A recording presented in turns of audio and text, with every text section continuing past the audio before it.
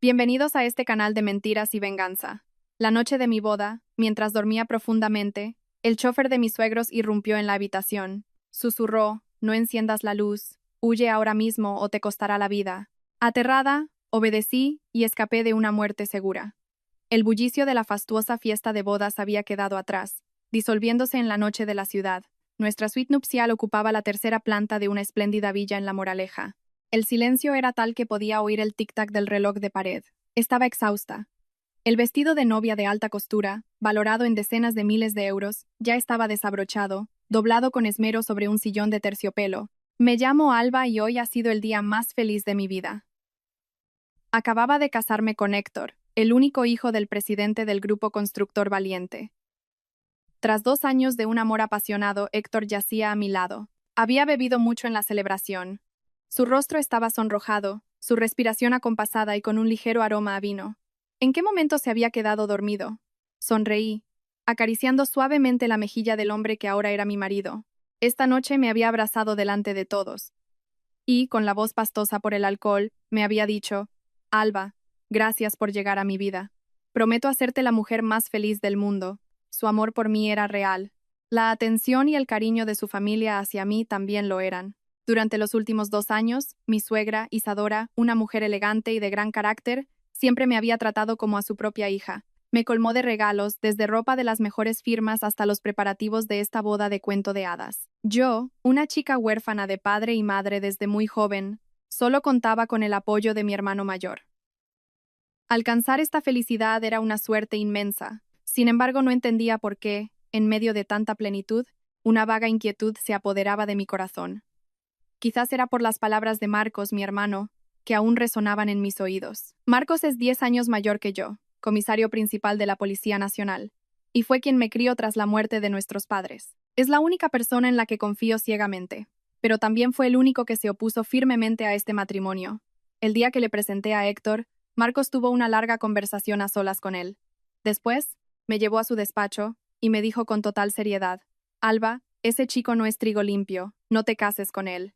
En aquel momento me enfadé. Pensé que era demasiado desconfiado, que se preocupaba en exceso. Héctor era tan bueno. Su familia, a pesar de su inmensa fortuna, era tan decente. ¿Por qué se oponía?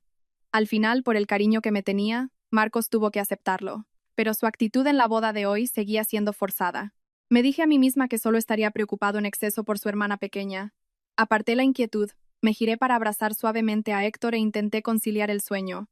No sé cuánto tiempo pasó, pero mientras estaba sumida en un duerme vela, me desperté de sobresalto. No fue por un sonido, sino por una sensación. La sensación de que alguien más estaba en la habitación, observándome. Contuve la respiración y escuché.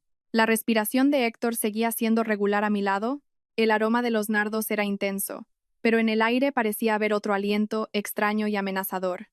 Mi corazón empezó a latir con fuerza. Abrí los ojos lentamente. En la penumbra, gracias a la luz tenue de la lámpara de noche que venía del rincón, vi una silueta alta y oscura de pie junto a la cama, a solo unos pasos de mí. Me quedé paralizada, con la garganta atenazada, incapaz de emitir sonido alguno. La sombra permaneció inmóvil un instante y luego comenzó a moverse lentamente hacia mí. El pánico se apoderó de mí. Intenté sacudir a Héctor, pero mi cuerpo no respondía. Justo cuando iba a gritar con todas mis fuerzas, una mano áspera y dura como el acero surgió de la oscuridad, tapándome con fuerza la boca y la nariz. Luché con desesperación, mis uñas arañando el aire. El intruso era demasiado fuerte. Me aplastó contra el colchón, inmovilizándome. Empecé a ahogarme, las lágrimas brotaban de mis ojos. Justo cuando pensaba que iba a morir asfixiada, una voz masculina desconocida, tan contenida que era apenas un susurro, sonó junto a mi oído, apremiante e inquietante. No enciendas la luz, huye ahora mismo o te costará la vida. Sentía como si una roca me aplastara el pecho, tanto por la mano del desconocido como por su aterradora frase. ¿Costarme la vida? ¿Por qué? Miles de preguntas se agolpaban en mi mente. ¿Un ladrón? Seguro que son ladrones. Han entrado en esta lujosa villa y yo soy su rehén. Intenté comunicarme con los ojos, hacerle saber que cooperaría, que no me matara. Pateé frenéticamente hacia Héctor, tratando de despertarlo, pero mi marido dormía como un tronco, sin reaccionar lo más mínimo. El desconocido pareció entender mis pensamientos. Se acercó a mi oído, su aliento agitado rozando mi nuca, caliente y tenso. Señorita Alba, no grite, no voy a hacerle daño. Escúcheme en silencio. Sabía mi nombre. El miedo se multiplicó. Esto no era un robo al azar. Su mano seguía tapándome la boca, pero con menos fuerza, permitiéndome respirar. Soy Raúl, el chofer de los señores. He venido a salvarla. ¿El chofer? ¿Raúl? Recordaba vagamente a Raúl como el nuevo chofer de la familia, un hombre de mediana edad, callado, siempre con una expresión adusta. ¿Por qué estaba aquí, en mitad de la noche, en mi habitación nupcial para salvarme? ¿Qué clase de teatro era este? O quizás mi suegro, don Damián, lo había enviado para ponerme a prueba, o peor aún, ¿era alguna conspiración de su familia? La sospecha superó al miedo inicial. Clavé la mirada en la sombra, intentando negar con la cabeza, mostrando mi desconfianza. Mis manos forcejeaban, tratando de arañarlo. Raúl pareció notar mi resistencia. Su voz se volvió desesperada. Por Dios, no me cree. Tiene que creerme. Su hermano, el comisario Marcos, me ha enviado. El nombre de mi hermano fue como un rayo. Mi hermano. ¿Por qué estaba él involucrado en esto? No podía creerlo. Seguro que era una trampa. Estaban usando el nombre de Marcos para engañarme. Me debatí con más fuerza, sin importarme romperme las uñas o el dolor en la garganta al intentar gritar en vano. ¡Maldita sea!, siseó Raúl. Ya no queda tiempo. Él me dijo que si no me creía le dijera, Cometa. Mi cuerpo se congeló. El forcejeo cesó de golpe. Cometa. Esas dos palabras eran como una clave secreta olvidada durante mucho tiempo que de repente se activaba. Era la contraseña secreta entre Marcos y yo. Desde aquel día, cuando tenía 10 años y me perdí en la feria del pueblo, Marcos me encontró junto a un puesto de cometas. Me dijo, en el futuro, si alguien te dice esta palabra en un momento de peligro, será una persona de mi máxima confianza, enviada para protegerte. Este secreto, aparte de Marcos y yo, no lo sabía nadie más en el mundo. Ni siquiera Héctor. La mano que me tapaba la boca se relajó lentamente. Inhalé profundamente, el aire frío llenando mis pulmones. Ya no lloraba de miedo, sino por una verdad terrible que empezaba a desvelarse. Usted dice la verdad, susurré, con la voz tan temblorosa que no la reconocí. Rápido. No queda tiempo. Raúl no dio más explicaciones. Su mano áspera agarró mi muñeca y me levantó de un tirón. No enciendas la luz. Coge un abrigo. No cojas nada más. A tu marido le han dado un somnífero. No se va a despertar. Rápido. Me puse en pie tambaleándome. Mis piernas apenas me sostenían. Miré hacia atrás, a Héctor, el hombre con el que acababa de jurarme amor eterno, durmiendo profundamente, ajeno a todo. La advertencia de Marcos, la aparición de Raúl, la contraseña secreta y las palabras, o te costará la vida, giraban en mi cabeza, creando una pesadilla de la que no podía despertar. La opulenta suite nupcial, en este momento, se sentía fría y aterradora, como una jaula de oro meticulosamente decorada, esperando a que la presa cayera en la trampa. Mi mente estaba en blanco, solo me guiaba el instinto. Cogí a toda prisa un batín de seda fino, me lo puse y, descalza, seguí a Raúl. Me llevó no por la escalera principal y suntuosa, sino por una escalera estrecha, oscura y con olor a humedad. La escalera de servicio por la que nunca había pasado. Toda la villa estaba sumida en el silencio, un silencio aterrador. El aroma de los nardos ahora se sentía abrumador, asfixiante, como el olor de las flores en un funeral. Con cada paso sobre los escalones helados no me atrevía a mirar atrás. Tenía miedo de ver a Héctor, miedo de que despertara, y, aún más, miedo de que no lo hiciera. Si de verdad le habían drogado, ¿era él también una víctima? ¿O era parte de esta farsa? Mi cabeza daba vueltas, pero Raúl no me daba tiempo a pensar. Me arrastró con rapidez, su mano aferrada a mi muñeca como un grillete de acero. Pasamos por la lujosa cocina donde una vez había aprendido alegremente de Isadora a preparar algunos platos. Ahora todo parecía extraño, frío, como los objetos de una casa encantada. Raúl abrió el cerrojo de la puerta trasera con una destreza que denotaba práctica.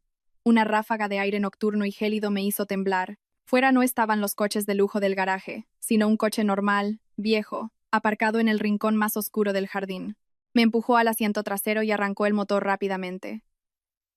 El coche salió por la puerta de servicio, sigiloso como un gato, y se lanzó a la oscuridad de la ciudad. Miré hacia atrás, a la villa resplandeciente, aislada en la colina, hermosa como un castillo de cuento. Apenas unas horas antes era mi paraíso, el comienzo de mi felicidad eterna. Ahora, se me antojaba una gigantesca jaula de oro, una trampa perfecta que se había cerrado. Mis lágrimas empezaron a caer, no de miedo, sino de una desorientación absoluta. Mi felicidad, mi amor, ¿había sido todo un sueño? El coche avanzó durante mucho tiempo, cruzando avenidas iluminadas antes de adentrarse en calles más pequeñas y oscuras. Nos detuvimos frente a un antiguo bloque de pisos, construido hacía décadas. La pintura de la fachada, de un amarillo desvaído, se desconchaba. La escalera, oscura, apestaba a una mezcla de comidas. Este lugar era el polo opuesto al lujo de la villa. Raúl me guió hasta el cuarto piso. Sus pasos seguían siendo apresurados. Se detuvo ante un apartamento con una puerta de hierro oxidada. Llamó siguiendo un ritmo extraño. 3 golpes cortos, 2 largos. La puerta se abrió de inmediato desde dentro. Me quedé sin aliento, casi sin poder respirar. La persona tras la puerta, la persona que me miraba con una expresión de dolor y pena indescriptibles, era Marcos, mi hermano. Entra, hermana, la voz de Marcos era grave y ronca. No se parecía en nada al comisario principal serio o al hermano forzado de mi boda esa mañana. Ahora solo era un hermano con la mirada cargada de agotamiento y preocupación. Me hizo entrar.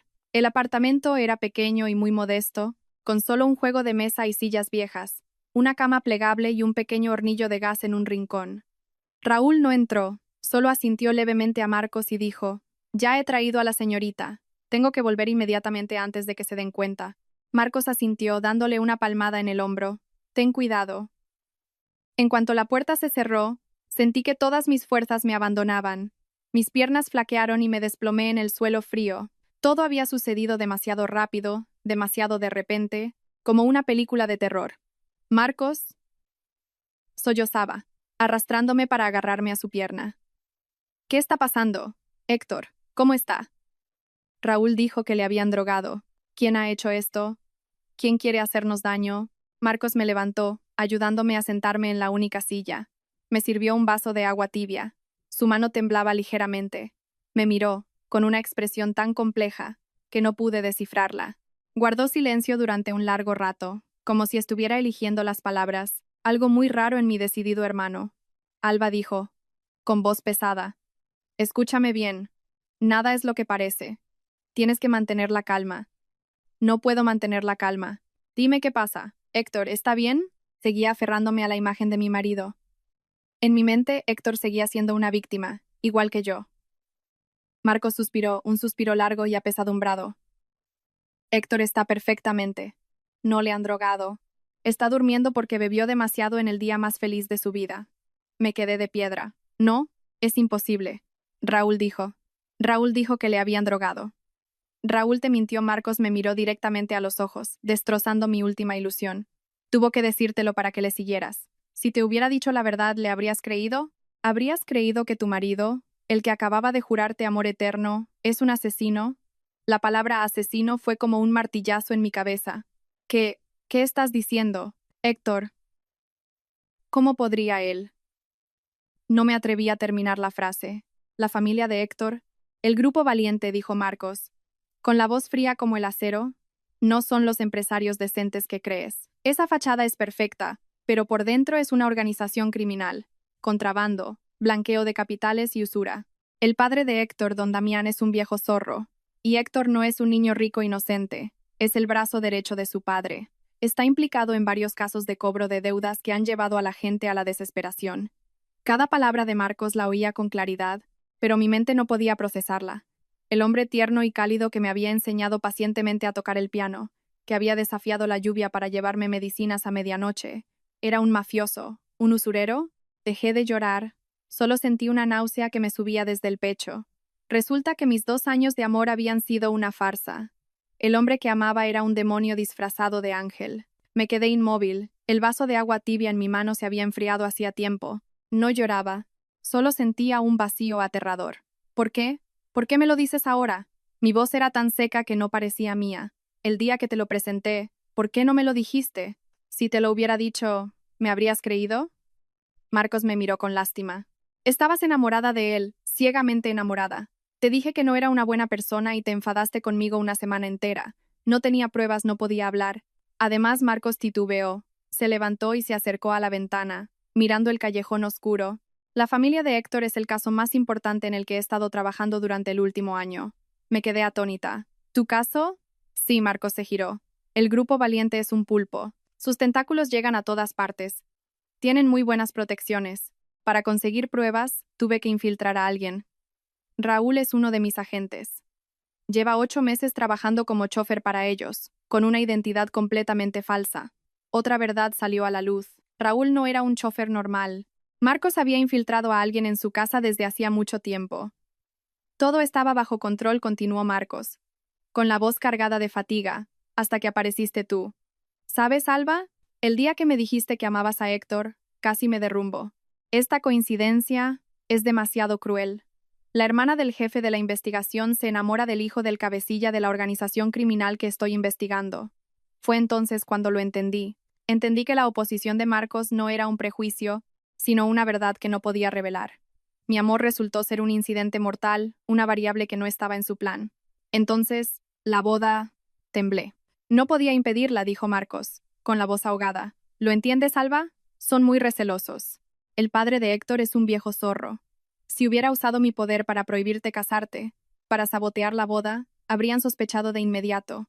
Habrían olido algo raro. Habrían cortado lazos, borrado todas las pruebas, y Raúl habría quedado expuesto. Todo el caso, el esfuerzo de tantos compañeros se habría ido al traste. Lo entendí. Marcos se había visto en una situación imposible. Por un lado, su única hermana, por otro, la justicia, el caso al que había dedicado toda su energía, y tuvo que dejar que la boda siguiera adelante. Tuvo que hacer una apuesta.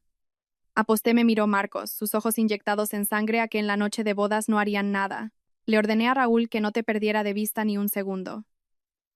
Pero me equivoqué. Subestimé su crueldad. Lo siento, Alba. Casi te envío a la muerte. Bajó la cabeza, sus grandes manos apretadas en puños, temblando. Por primera vez en mi vida veía a mi fuerte hermano tan impotente. Lo miré, y el miedo inicial se transformó en algo más, una verdad gélida que tomaba forma. Te equivocaste, repetí sus palabras. No es que no fueran a hacer nada. Lo tenían planeado desde el principio, ¿verdad? Esta noche, si Raúl no hubiera llegado a tiempo, ¿qué me habría pasado exactamente?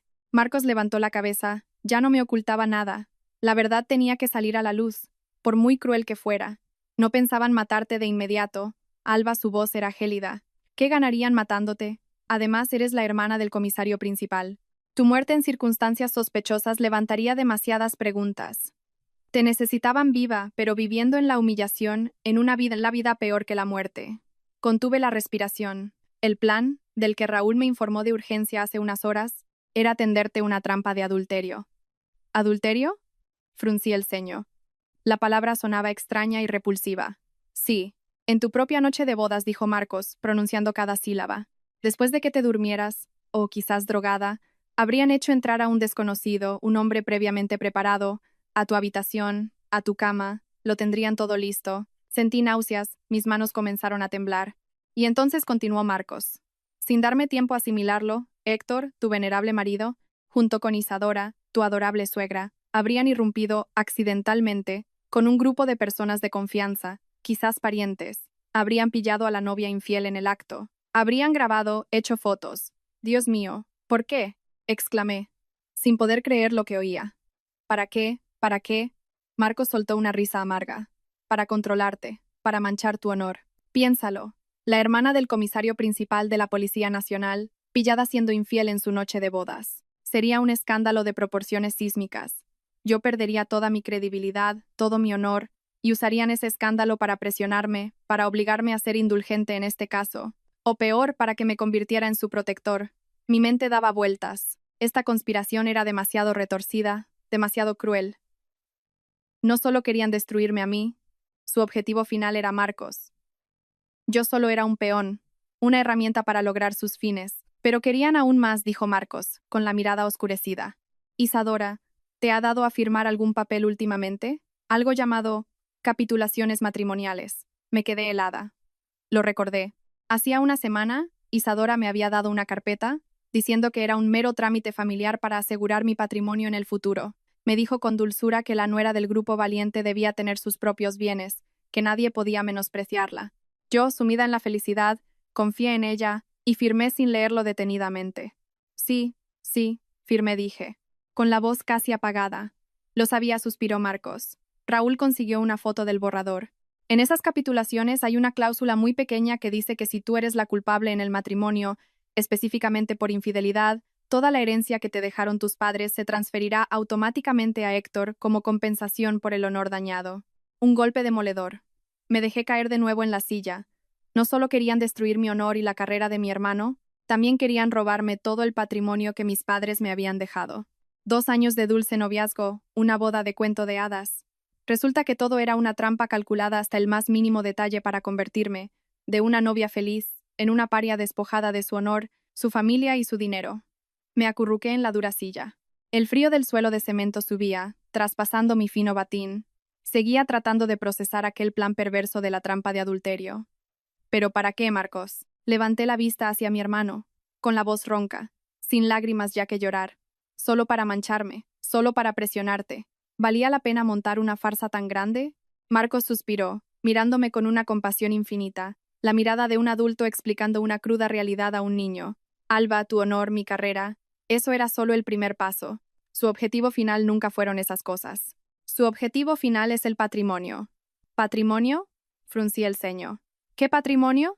No tengo nada más que... Me detuve de repente. Recordé la herencia que mis padres me habían dejado. Una antigua casa en el centro de la ciudad y una considerable suma en ahorros y acciones. Suficiente para vivir cómodamente toda mi vida sin depender de nadie. Marcos, al ver mi expresión, supo que lo había entendido. Dijo lentamente. Isadora, ¿te ha dado a firmar algún papel últimamente? ¿Algo llamado capitulaciones matrimoniales? Un recuerdo brilló en mi mente, nítido como el agua. Fue una tarde de la semana pasada, hacía un día precioso. Isadora me llamó a su salón de té privado, con sus caros muebles de caoba. Me tomó de la mano y me puso una pulsera de jade de un verde intenso, brillante y translúcido. Aún recuerdo sus palabras, su voz cálida y llena de afecto. Alba, querida, yo también me quedé huérfana de joven y no tuve hijas. Desde que llegaste, te considero mi propia hija. Pronto serás oficialmente parte de esta familia, y quiero que vayas con la cabeza bien alta, que nadie te menosprecie. En ese momento, me emocioné hasta las lágrimas. Me entregó una carpeta, diciendo que era solo un trámite familiar. Me explicó. Son unas capitulaciones matrimoniales. No pienses nada raro, cariño. Es que tu suegro es muy previsor, quiere asegurar tu patrimonio. Así, lo que es tuyo seguirá siendo tuyo, para que tengas confianza y nadie pueda abusar de ti. Y yo la creí. Confié ciegamente en aquella suegra tan comprensiva que me había tratado tan bien. Firmé aquella gruesa carpeta sin leer ni una sola palabra. Ahora, al recordarlo, me daba cuenta de lo increíblemente estúpida que había sido. Temblando, le conté la historia a Marcos. Su rostro se ensombreció, quedándose sin color. Lo sabía, lo sospechaba. Raúl consiguió fotografiar el borrador, pero no pudo evitar que firmaras a tiempo. ¿Sabes lo que has firmado, Alba? Negué con la cabeza. Las lágrimas volvían a brotar. En esas capitulaciones, dijo Marcos, con la voz firme de un juez dictando sentencia, hay una cláusula muy pequeña, en la última página, que ella dobló a propósito. Esa cláusula establece claramente que si tú eres la parte culpable en el matrimonio, específicamente por un acto de infidelidad, todo el patrimonio heredado de tus padres se transferirá automáticamente a tu marido, es decir, a Héctor Valiente, como compensación por el daño al honor y el sufrimiento moral. Me quedé helada. Los dos planes diabólicos encajaban ahora a la perfección, formando una trampa impecable. La farsa de la trampa de adulterio en la noche de bodas no solo era para destruir mi honor y el de Marcos, era la llave, el detonante para que esa cláusula entrara en vigor. Me dejarían en la ruina moral y luego, legalmente, me robarían todo mi patrimonio. Lo llamaban compensación por el honor. Héctor, el marido que amaba. Isadora, la suegra que respetaba. No eran humanos, eran demonios. Permanecí así, inmóvil en la dura silla, hasta que el amanecer despuntó. El piso franco de Marcos estaba en un viejo bloque de viviendas. Podía oír a la gente yendo al mercado, la megafonía del barrio, el llanto de un niño, los sonidos de la vida cotidiana que ahora me parecían un lujo inalcanzable. No había dormido ni un segundo. Mi mente era un caos de asco, dolor y rabia. Marcos también pasó la noche en vela conmigo. No dijo mucho, solo me preparó en silencio un vaso de leche caliente y se sentó en su escritorio, atendiendo asuntos de trabajo por teléfono. De vez en cuando, me lanzaba una mirada llena de preocupación. Cuando el sol ya estaba alto, Marcos dijo de repente, «Ven a ver esto». «Ha llegado la hora». Me acerqué, perpleja. Marcos abrió su portátil. En la pantalla se veía la imagen del salón de la villa, nítida hasta el último detalle. ¿Cómo la tienes? Temblé. Raúl la instaló, respondió Marcos secamente. Justo debajo de la lámpara de araña. Jamás pensarían que un simple chofer podría hacer algo así. Mira, empieza la función. Clavé la vista en la pantalla. El suntuoso salón aún tenía algunos restos de serpentinas de la boda de ayer. Un silencio sepulcral. De repente, la puerta de nuestra suite nupcial en el segundo piso se abrió de golpe. Héctor, mi marido de hacía unas horas, salió corriendo. Aún llevaba su pijama de seda caro, el pelo revuelto, el rostro lleno de una falsa desesperación. Bajó las escaleras gritando. Su voz, a través del micrófono oculto, sonaba un poco metálica. Alba, Alba, ¿dónde estás? Corrió por todo el salón, levantando los cojines del sofá, gritando mi nombre. En ese momento, Isadora también salió de su habitación, con un batín de terciopelo. Se llevó una mano a la boca, con voz somnolienta. ¿Qué pasa, hijo? ¿Tanto alboroto tan temprano? ¿Y tu mujer? ¿No baja a preparar el desayuno? Héctor corrió hacia ella, agarrándole la mano, con la voz a punto de quebrarse. Mamá, Alba ha desaparecido. Me he despertado y no estaba. Ha desaparecido, mamá. Y entonces se produjo el clímax de la actuación. Isadora, la mujer distinguida que yo había admirado, puso los ojos en blanco y se llevó una mano al pecho. Dios mío, gritó con un lamento. Mi nuera. ¿Qué locura ha hecho? ¿O es que la han secuestrado? Dicho esto, se desplomó en el suelo, desmayada. Mamá, mamá, gritó Héctor, corriendo a socorrerla. La asistenta salió de la cocina, y la escena se volvió un caos absoluto. Héctor, mientras sacudía a su madre, se giró y le dio un puñetazo a un antiguo jarrón de cerámica que había al lado. El jarrón se hizo añicos. Alba, ¿dónde estás? No me asustes. Vuelve. Observé todo aquello a través de la pantalla del ordenador. Si no supiera la verdad, probablemente lo habría creído.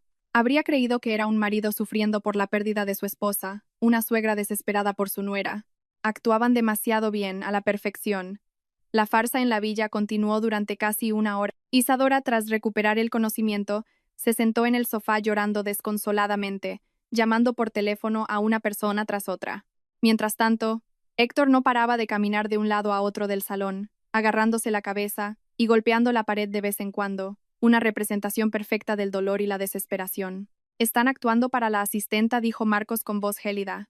Están creando una coartada, construyendo la historia de que la recién casada, con problemas psicológicos, se ha fugado en su noche de bodas. Todo tiene que ser perfecto antes de dar el siguiente paso. Justo en ese momento, el teléfono personal de Marcos, el que usaba para asuntos familiares, empezó a sonar. Marcos miró la pantalla y me la mostró. Las dos palabras llamada de Héctor parpadeaban. Sentí un vuelco en el corazón, como si alguien me lo estrujara. Instintivamente, di un paso atrás. ¿Quieres escuchar? Preguntó Marcos, mirándome fijamente. Tienes que escuchar, Alba. Tienes que oír qué clase de persona es con la que te casaste. Tienes que escuchar para no hacerte ninguna ilusión más. Sin esperar mi respuesta, Marcos me hizo una seña para que guardara silencio absoluto. Luego pulsó el botón de responder y activó el altavoz. Carraspeó forzando una voz somnolienta. Diga, Héctor, ¿qué pasa para que llames tan temprano? Su voz seguía sonando tan cercana y cálida como la de un verdadero cuñado. Inmediatamente, una voz llena de pánico y sollozos se oyó desde el otro lado. Marcos, Marcos, ayúdame. Alba. Alba. Ella. La voz de Héctor se entrecortaba por el llanto. ¿Qué le pasa a Alba? Elevó la voz Marcos con un tono grave. Cálmate y cuéntamelo. ¿Discutisteis anoche? No, se apresuró a negar Héctor. Anoche estábamos muy bien. Pero esta mañana me he despertado y no estaba. La he buscado por toda la casa. Sus cosas, el móvil, la cartera, todo está aquí. Solo ha desaparecido ella. Me quedé allí, agarrada con fuerza al borde de la mesa. Esa voz la había escuchado durante 2 años. Había pensado que era la voz más cálida del mundo. Pero ahora, al oírla a través del altavoz, se me erizaba el vello. Actuaba demasiado bien. El pánico, la desesperación en su voz, no tenían ni un ápice de falsedad. Si no supiera la verdad, sin duda le habría creído, me habría sentido culpable por haberle preocupado. Miré a Marcos, su rostro permanecía impasible como un témpano de hielo. Héctor, al otro lado, seguía sollozando. Marcos, tengo mucho miedo. Ella tiene sus problemas, temo que haya hecho alguna tontería. O la han secuestrado. Hermano, tú eres policía, tienes contactos. Ayúdame. Ayúdame a encontrar a tu hermana. Había mencionado hábilmente mis supuestos problemas y el hecho de que Marcos era policía. Estaba tendiendo una trampa, queriendo involucrar a mi hermano en la historia que él mismo había montado. Miré a Marcos esperando su reacción. Marcos guardó silencio unos segundos. Un silencio calculado. Luego, dijo, con un tono lleno de preocupación y angustia. Tranquilo. Quédate donde estás. No toques nada de la habitación. Voy para allá ahora mismo. Iré a ver cuál es la situación. Marcos colgó, con una expresión impasiblemente aterradora. Yo, en cambio, estaba temblando. ¿De verdad vas a ir? Tartamudeé. No puedes. Es peligroso, es una trampa. ¿Vas a ir solo? Marcos me miró y se echó a reír, una risa gélida. Mi hermana tonta. ¿Crees que tu hermano es tan estúpido como para meterse en la boca del lobo? Me dio una palmadita en la cabeza. Yo no voy a ir. Al menos, su cuñado no irá. Me quedé perpleja sin entender. Marcos se sentó, sirviéndose otro vaso de agua. ¿Para qué me llaman? Para que yo, como familiar, vaya corriendo, presa del pánico. Me contarían entre lágrimas su historia. Inventarían la versión de que Alba tiene problemas psicológicos y se ha escapado. Quieren que yo confirme esa historia para legitimarla ante todo el mundo. Quieren que participe en su obra de teatro de buscar a mi hermana. Empecé a entender. Quieren que tú también creas que me he ido por mi cuenta. Exacto, asintió Marcos. Si el comisario principal de la Policía Nacional lo cree, entonces, cuando saquen el vídeo de la trampa de adulterio que creen haber grabado, dirán que yo, por la vergüenza, cometí una locura o desaparecí. Todo se cerraría a la perfección. Conseguirían tu patrimonio y, a la vez, me neutralizarían a mí. Matarían dos pájaros de un tiro. Entonces, ¿qué hacemos ahora? Me sentí diminuta ante aquella conspiración. Se les olvidó una cosa, dijo Marcos. Se levantó y cogió el teléfono fijo negro, el teléfono de seguridad de la policía.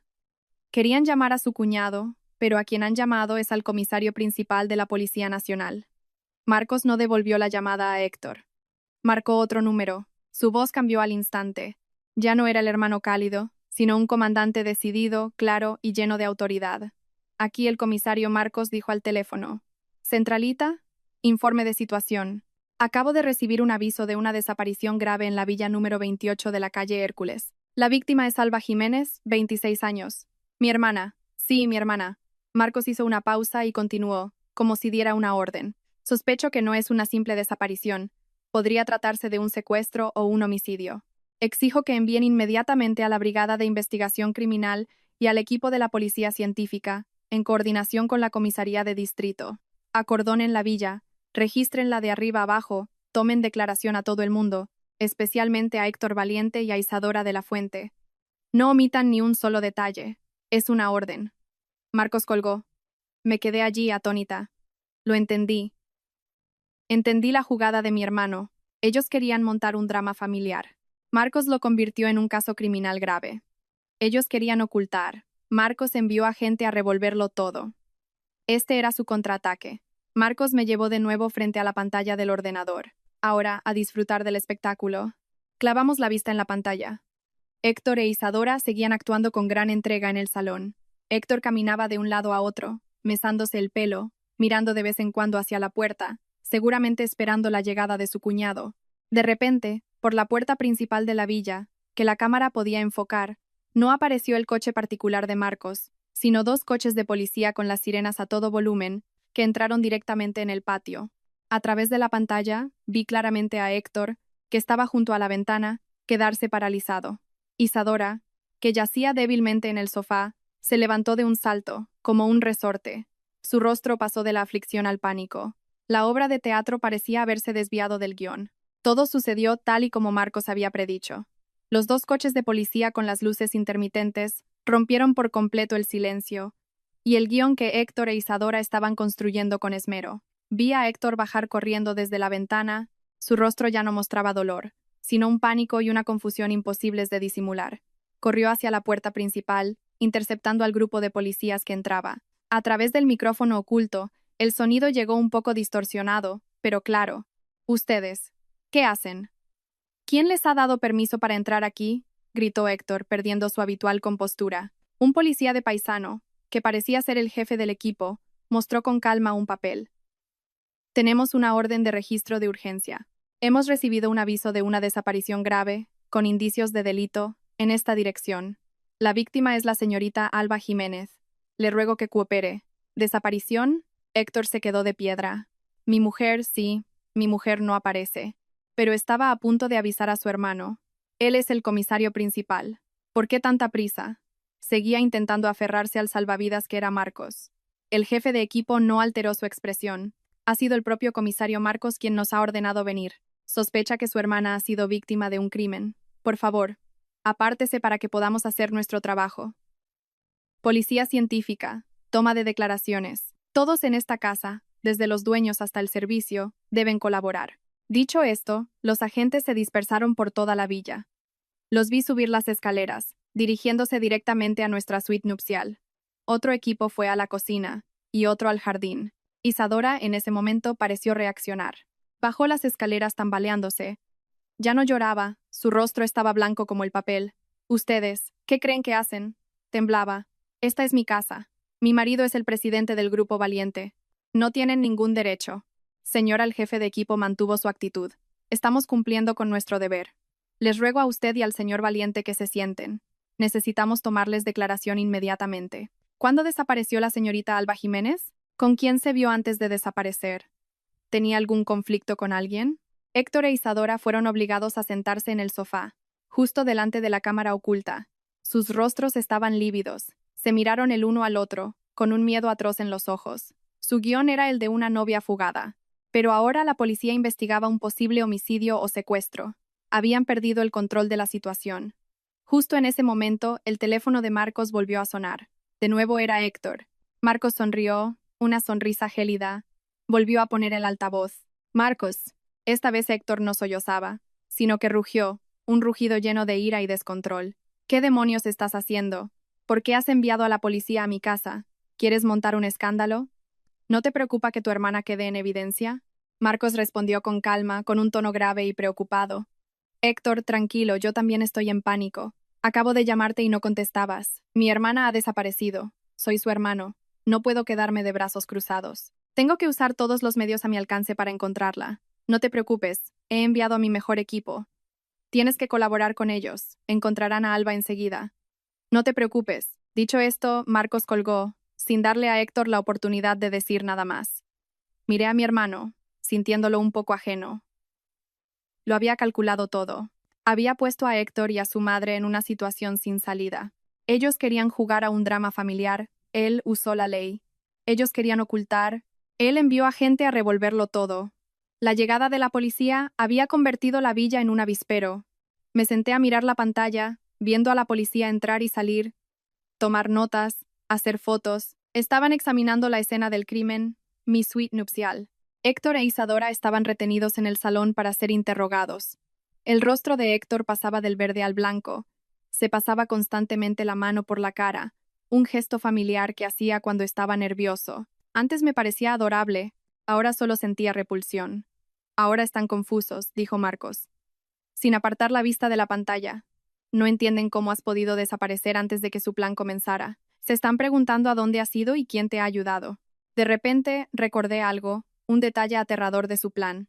Marcos, pregunté temblando. El hombre que habían preparado para entrar en mi habitación, ¿dónde está ahora? Me aterrorizaba pensar qué habría pasado si Raúl hubiera llegado un poco más tarde, si yo no me hubiera despertado. Marcos se giró para mirarme, no respondió de inmediato. Me sirvió otro vaso de agua. Bebe. No tienes que preocuparte por eso. Él, al igual que tú, ha desaparecido. Levanté la cabeza de golpe. ¿Cómo? Marcos sonrió levemente, una sonrisa que nunca le había visto. ¿Crees que tu hermano es de los que reaccionan pasivamente? Supe de su plan de la trampa de adulterio ayer, gracias al informe de Raúl. No podía dejarte sola allí, pero tampoco podía intervenir directamente porque habría expuesto la investigación.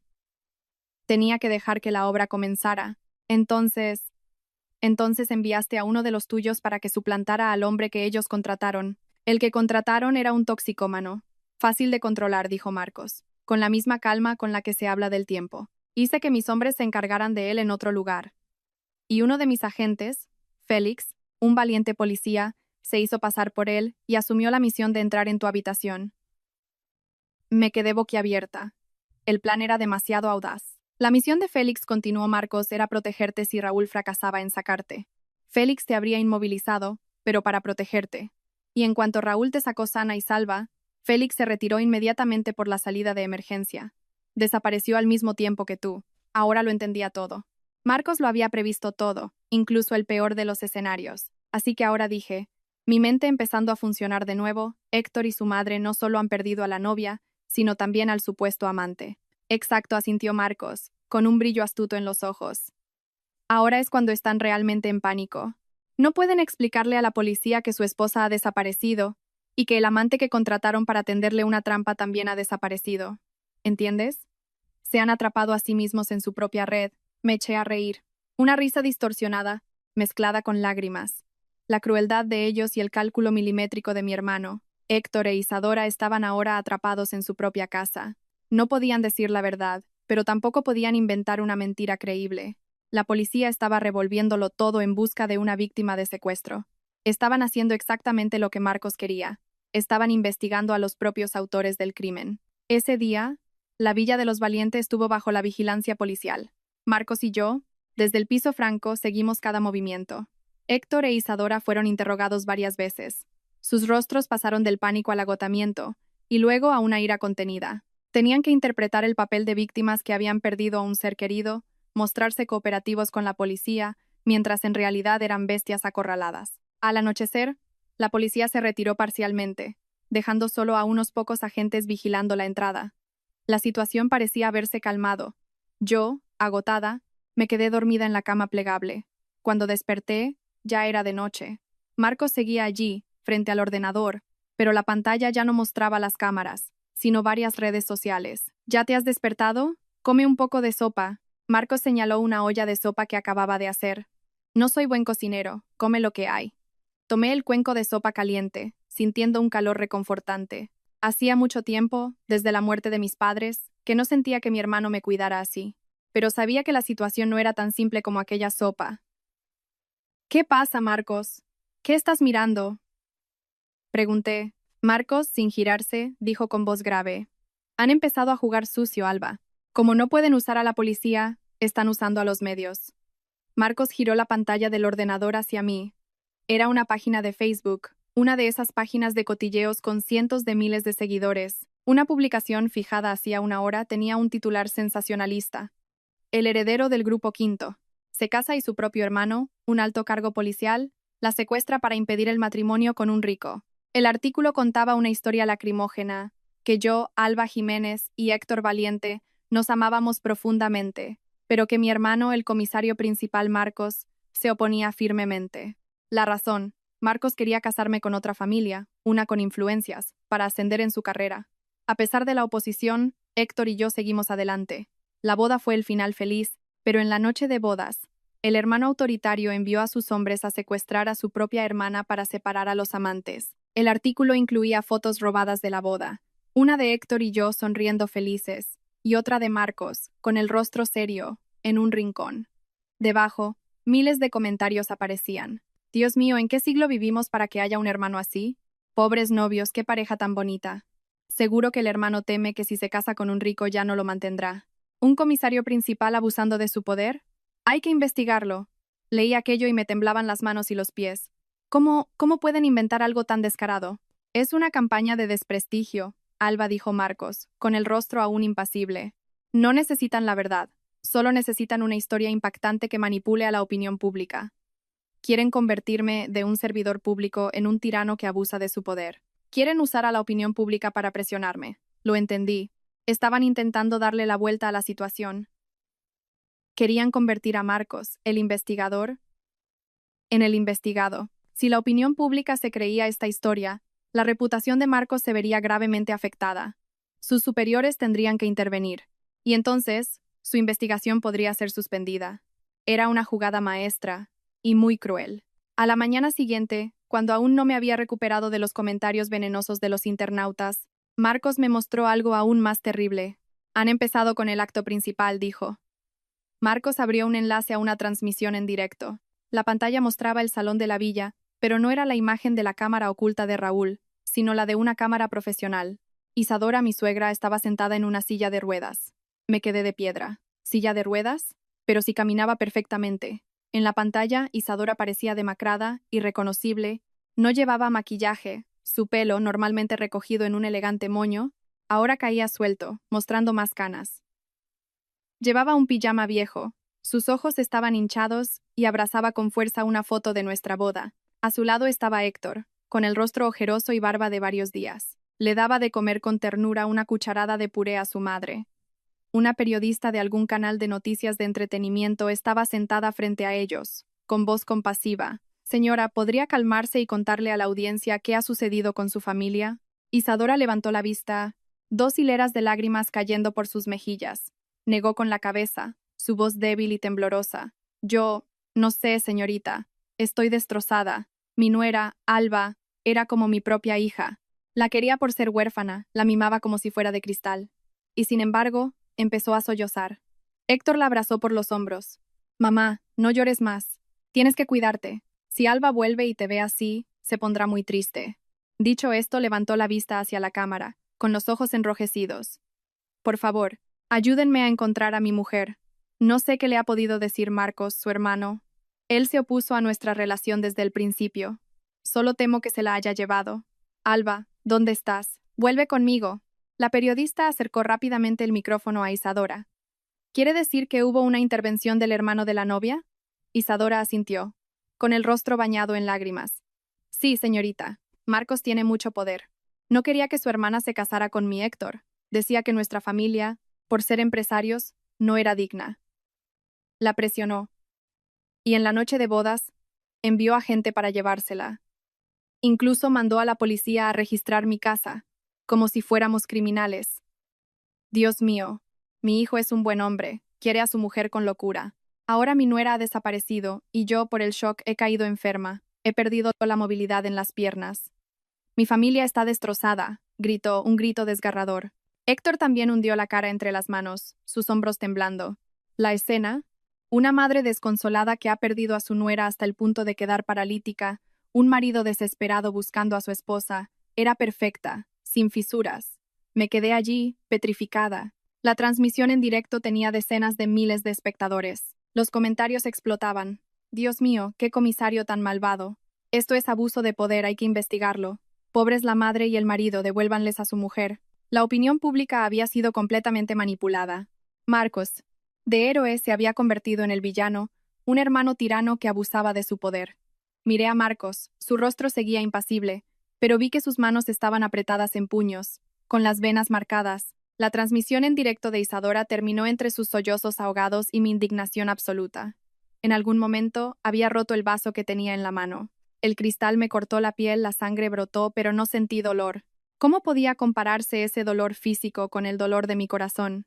Una mujer que apenas ayer me tomaba de la mano y me llamaba hija, hoy podía sentarse en una silla de ruedas y representar una farsa de parálisis para calumniarme a mí y a mi hermano. Su crueldad no tenía límites. Marcos, grité. Por primera vez, me atreví a alzarle la voz a mi hermano. Mira, mírala. Está mintiendo, está actuando. ¿Por qué dejas que hagan lo que quieran? ¿Por qué no los detienes a todos? Marcos no me miró. Sus ojos seguían fijos en la pantalla del ordenador, donde la transmisión había terminado, pero los comentarios seguían apareciendo, llenos de insultos hacia él. Guardó silencio, un silencio aterrador. Esperó a que terminara de gritar, a que, agotada, me dejara caer al suelo. Solo entonces se giró lentamente. ¿Estás enfadada? Preguntó con calma. Si estás enfadada, significa que has perdido, Alba. Levanté la vista hacia él a través de un velo de lágrimas. ¿Qué quieres decir? Toda la sociedad nos está malinterpretando. Estás a punto de perder tu trabajo, y a mí me han convertido en una loca fugitiva. Hemos perdido. Marcos negó con la cabeza. Se levantó, se acercó a mí y me dio una toalla limpia. Límpiate la sangre y escúchame. Me ayudó a sentarme en la silla. ¿Sabes lo que es un arma de doble filo? Cuando decidieron usar la prensa amarilla, la opinión pública para atacarme, se agarraron al filo de la navaja ellos mismos. Seguía sin entender. Marcos se sentó frente a mí. Su calma me tranquilizó poco a poco. Cuanto más trágica sea su actuación, cuanto más digna de lástima parezca ella en su silla de ruedas, cuanto más reales parezcan los llantos de Héctor, más dolorosa será su caída cuando la verdad salga a la luz. Alba. Me miró. Ya no con los ojos de un hermano, sino con los de un policía. Se han subido ellos mismos a un gran escenario. Creen que son los directores, pero olvidaron que el público no solo está formado por gente crédula. El público también es la ley. Empecé a entender. Marcos no estaba siendo pasivo. Estaba esperando a que actuaran, a que se colocaran en la cima de la compasión pública. Quieren usar la opinión pública para presionar a mis superiores, continuó Marcos. Y lo han conseguido. Esta mañana he recibido una llamada. Me han suspendido temporalmente de mis funciones para que aclare estos rumores de abuso de poder. Mi caso también ha sido suspendido. ¿Qué? Volví a entrar en pánico. Entonces, ¿han ganado? Marcos sonrió fríamente. Eso es exactamente lo que yo quería. Al estar suspendido, ya no estoy atado por mi cargo. Ya no soy el comisario principal persiguiendo a criminales. Hizo una pausa, mirándome directamente a los ojos, con un brillo aterrador. Ahora solo soy un hermano que busca justicia para su hermana. ¿Entiendes? Me han dado la excusa perfecta para actuar a título personal. Después de que Marcos fuera suspendido de sus funciones, tuvo aún más tiempo para estar conmigo en el piso franco, pero su calma me ponía nerviosa. Durante varios días, Marcos solo leyó, cocinó y vio las noticias. Las noticias sobre el escándalo del comisario principal seguían siendo un hervidero en la red. Héctor e Isadora se habían convertido en símbolos de las víctimas oprimidas por el poder. Incluso habían recibido muchas donaciones de gente caritativa. Lo veía y sentía náuseas. Marcos, en cambio, solo sonreía. ¿De verdad no vas a hacer nada? No pude más. ¿Vas a dejar que se salgan con la suya? ¿Tu caso está paralizado? ¿Significa que se han librado? ¿Quién te ha dicho que se han librado? Marcos cerró el libro. Se están cavando su propia tumba. ¿Sabes qué hace una bestia herida? Vuelve a su guarida a lamerse las heridas. Pero el viejo zorro de la familia Valiente no hará eso. Empezará a mover activos, a borrar pruebas, porque cree que ya me han atado de manos, que no puedo hacerle nada. Marcos se levantó, miró por la ventana, y este es el momento de nuestro golpe final. Quieren actuar ante el público, ¿no? De acuerdo, les daré un escenario aún más grande. ¿Qué quieres decir? Me acerqué a él. Mañana, dijo Marcos, con voz grave y clara, convocaré una rueda de prensa. Una rueda de prensa oficial, a título personal, para aclarar los rumores de los últimos días. Sentí un vuelco en el corazón. ¿Una rueda de prensa en medio de esta tormenta? ¿Estás loco? ¿Qué vas a decir? ¿Pedirles perdón o defenderte? ¿Quién te va a creer ahora? Yo no voy a defenderme, Marcos se giró, poniendo las manos sobre mis hombros. Su mirada era firme. No voy a hablar yo. Vas a hablar tú, Alba. ¿Yo? Me quedé boquiabierta, retrocediendo un paso. No puedo. ¿Qué voy a decir ahí fuera? ¿Que mi marido me tendió una trampa? ¿Que mi suegra finge estar paralítica? ¿Quién me va a creer? Dirán que estoy loca, como ya están diciendo. No tienes que decir mucho. Alba, la voz de Marcos era calmada, pero tenía el peso de una tonelada. Esto ya no es solo asunto tuyo, ni solo mío. Han usado a la opinión pública para atacar el honor de toda una institución. Yo, como policía, aunque esté suspendido, tengo que responder. Y tú como víctima eres la única que puede decir la verdad. Marcos me llevó a una silla. Piénsalo. Si ahora te callas, si nos callamos, ¿qué pasará? La etiqueta de novia loca fugitiva te perseguirá toda la vida. Mi investigación quedará archivada para siempre.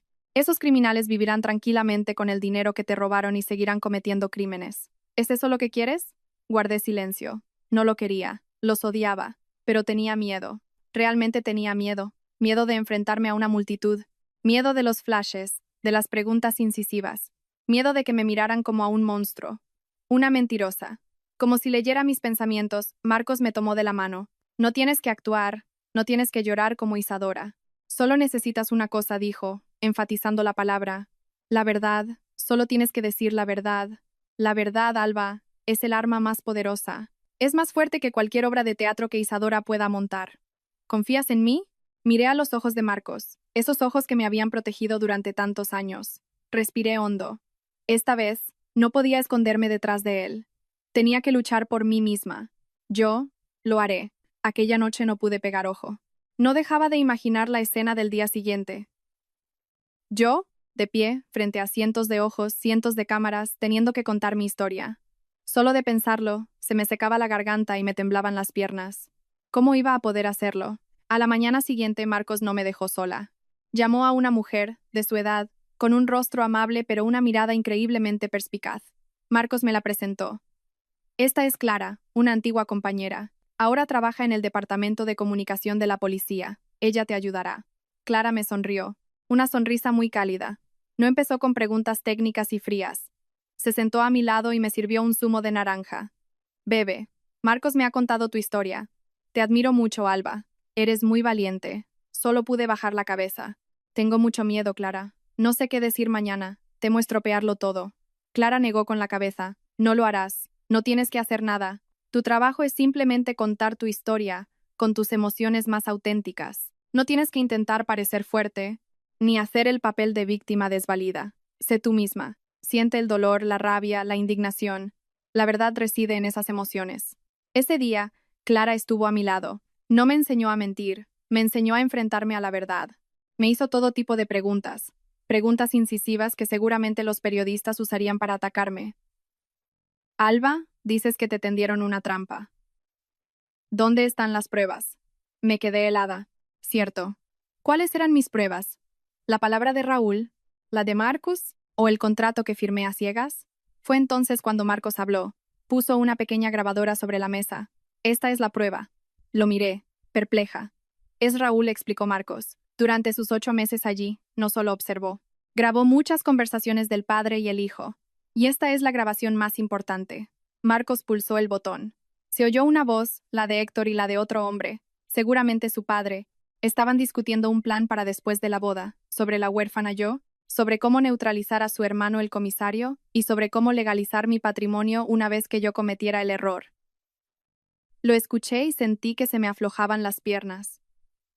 Resulta que no era la única presa, era una presa planeada desde hacía mucho tiempo. Clara me miró, con los ojos llenos de empatía. Ahora tienes un arma, pero no tienes que usarla de inmediato.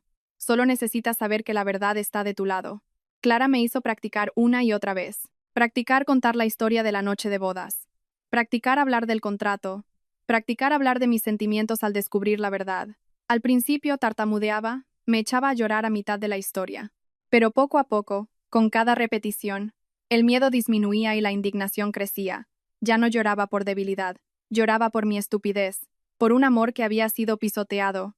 Al final del día, cuando Clara se fue, yo era otra persona. Seguía teniendo miedo, pero ya no quería huir. Tenía que hablar. Tenía que contarlo todo, para que el mundo entero conociera la verdadera cara de esa familia. A la mañana siguiente, me desperté muy temprano. No había podido dormir. Elegí la ropa más sencilla que tenía, una camisa blanca y un pantalón negro. No me maquillé, solo me recogí el pelo. Quería aparecer como una víctima, no como una actriz. Marcos me miró y asintió. Así está bien. Alba, mantén la calma. La rueda de prensa se celebró en un pequeño centro de convenciones, no en la comisaría, ya que Marcos estaba suspendido. Pero al llegar, me di cuenta de que el asunto era más grande de lo que imaginaba. Cientos de periodistas, cámaras y fotógrafos abarrotaban la entrada.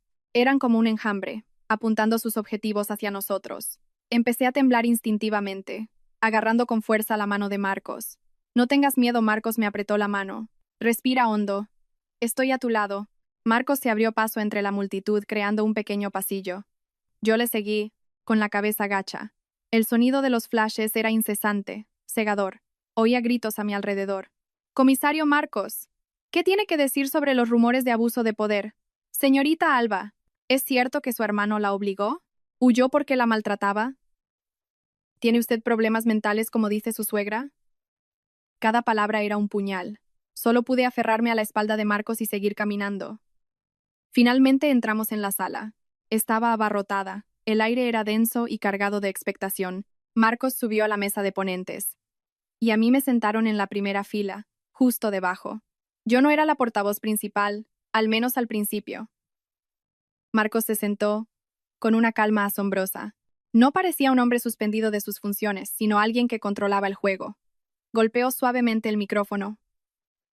Un silencio inmediato se apoderó de la sala. Gracias a todos los periodistas y medios de comunicación por su presencia, empezó Marcos. Su voz era grave, clara y llena de autoridad. En los últimos días, han circulado muchas informaciones en las redes sociales sobre mi persona y mi familia. Muchos dicen que he abusado de mi poder, que he sido un tirano y he destrozado la felicidad de mi hermana. Hizo una pausa, recorriendo la sala con la mirada. He organizado esta rueda de prensa no como comisario principal de la Policía Nacional, sino como un hermano. Sí, Estoy temporalmente suspendido de mis funciones para aclarar estos rumores. Los periodistas empezaron a murmurar. Sin embargo, continuó Marcos, su voz endureciéndose. Esos rumores no solo afectan a mi honor, afectan a un caso, a una investigación sobre una organización criminal en la que mis compañeros y yo llevamos trabajando un año. La sala volvió a enmudecer. Un caso, una organización criminal. Esto ya no era un drama familiar. Un periodista levantó la mano. Señor Marcos, ¿puede ser más específico? ¿Qué tiene que ver ese caso con la desaparición de su hermana? Marcos miró directamente a la cámara. Lo de mi hermana no es un rumor, ni una fuga por inestabilidad psicológica. Hizo una pausa. La sala contuvo la respiración. Es parte de este caso.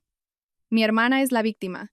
Y para aclarar todo, para responder al público quién miente, quién abusa de su poder y quién es el criminal, les presento a la testigo más importante y la víctima de este caso, mi hermana, Alba Jiménez. Marcos se giró hacia mí y asintió. Todas las cámaras, todas las miradas, se volvieron hacia mí. Clara, sentada a mi lado, me dio una palmadita en la mano. Es tu momento. Sé fuerte. Respiré hondo, me levanté y salí de la oscuridad hacia la luz cegadora del escenario. Subí. Cada paso sobre la tarima de madera resonaba como un martillo en mi pecho. Los flashes no cesaban, convirtiendo la sala en una tormenta de luz blanca. Tuve que entrecerrar los ojos, buscando un punto de apoyo. Y vi a Marcos. Estaba de pie, justo debajo, con los brazos cruzados. No sonrió, solo asintió. Ese gesto fue suficiente. Respiré hondo. El olor a polvo de la moqueta y el sudor de la multitud me golpearon. Agarré el micrófono, estaba helado. Hola a todos, empecé. Mi voz era temblorosa, tan baja que apenas la reconocí. La sala enmudeció. Cientos de ojos me observaban, expectantes. Carraspeé intentándolo de nuevo. Hola a todos. Me llamo Alba Jiménez. Soy esa novia loca fugitiva de la que todo el mundo habla en las redes sociales. El silencio se hizo denso. Miré mis manos, temblaban. Lo he leído, continué. Mi voz ganando firmeza. He leído todo lo que dicen de mí, de mi hermano. Dicen que soy inestable, desagradecida. Dicen que mi hermano es un tirano que abusa de su poder. Levanté la cabeza mirando directamente a las cámaras. Pero hoy no estoy aquí para defenderme. Estoy aquí para contarles una historia. Y empecé a contar. Conté mis 2 años de noviazgo con Héctor. Conté lo tierno y paciente que había sido conmigo. Conté cómo Isadora, mi suegra, me había tratado tan bien, cómo había hecho que una huérfana como yo sintiera el amor de una madre. Conté y lloré. Las lágrimas fluían sin control, no porque estuviera actuando, sino porque lo recordaba. Había sido feliz de verdad. Confié, sollozaba, con la voz rota. Confié en ellos, ciegamente. Confié tanto que cuando mi hermano Marcos, el hombre que me crió, me dijo que no eran trigo limpio, me enfadé con él. Pensé que era desconfiado, que envidiaba mi felicidad. La sala estaba en silencio, escuchando una tragedia. Me sequé las lágrimas, mi voz se endureció. En mi noche de bodas, la noche que creí que sería la más feliz de mi vida, mientras mi marido dormía, un chofer de la casa, Raúl, entró en mi habitación. Me tapó la boca y me dijo: «No enciendas la luz. Huye ahora mismo o te costará la vida. Tu hermano me envía a salvarte». Un murmullo de asombro recorrió la sala. Los periodistas se agitaron levantando sus cámaras. No me detuve. Conté mi huida nocturna, el piso franco, todo lo que Marcos me había revelado. ¿Saben por qué organizaron una boda tan fastuosa conmigo? ¿Por qué querían que fuera su nuera? Miré a la multitud. El miedo inicial había desaparecido, reemplazado por la rabia. Porque tenían un plan. En la noche de bodas, iban a hacer entrar a un desconocido en mi habitación, y luego mi suegra y mi marido irrumpirían accidentalmente para pillarme en el acto. Esta vez no fue un murmullo, fue un grito ahogado. Dios mío, increíble. Querían destruir mi honor, grité, con el rostro bañado en lágrimas. Querían usar ese vídeo para manchar a mi hermano, para obligarle a ser indulgente en la investigación que estaba llevando a cabo contra ellos. Son criminales. Y entonces, lancé el golpe final. ¿Creen que con manchar mi nombre era suficiente? No. También querían robar. Una semana antes de la boda, Isadora, mi suegra, la misma que lloraba en directo diciendo que estaba paralítica, me hizo firmar unas capitulaciones matrimoniales. En ellas se especificaba que, si yo era infiel, todo el patrimonio heredado de mis padres pasaría a manos de Héctor como compensación por el honor dañado. La sala explotó. Ya no era una rueda de prensa, era un juicio público. En cuanto terminé, una avalancha de periodistas se lanzó hacia mí, apuntándome con sus micrófonos. Los gritos ahogaban los altavoces. «Señorita Alba, ¿tiene pruebas de lo que dice? ¿Por qué deberíamos creerla?» ¿Tiene algún video de eso? Marcos subió de inmediato, interponiéndose entre ellos y yo. Levantó la mano. La voz autoritaria de un policía resonó en la sala. Silencio. Ruego a todos que mantengan el orden. La sala enmudeció al instante.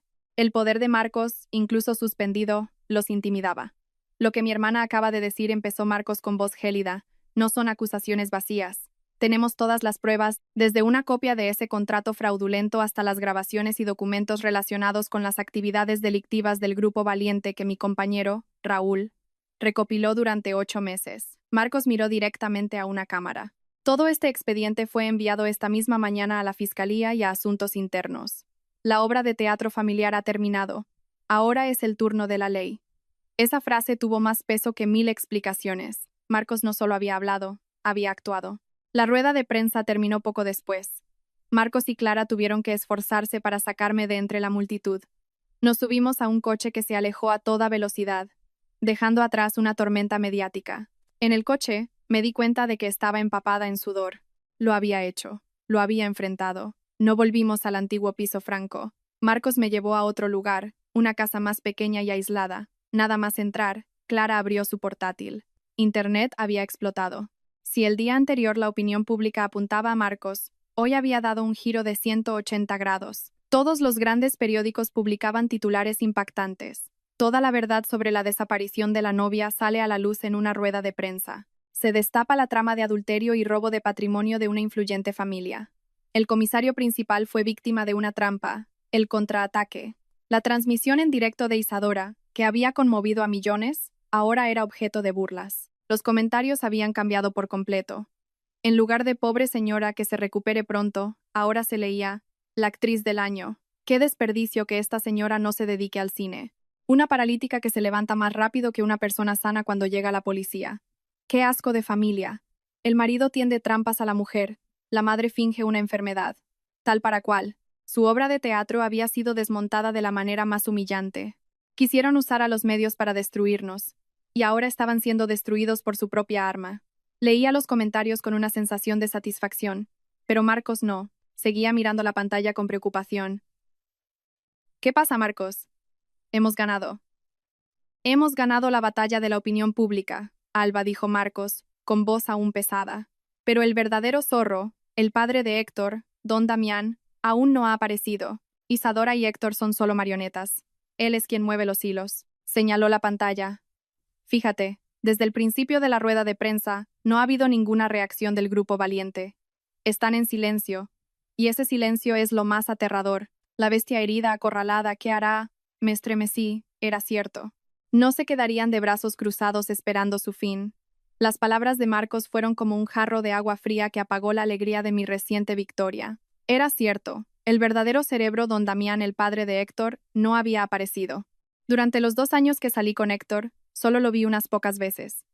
Siempre parecía un padre amable, callado, que dejaba todo en manos de su mujer y su hijo. Pero por lo que me había contado Marcos, sabía que él era la mente maestra de toda la red criminal.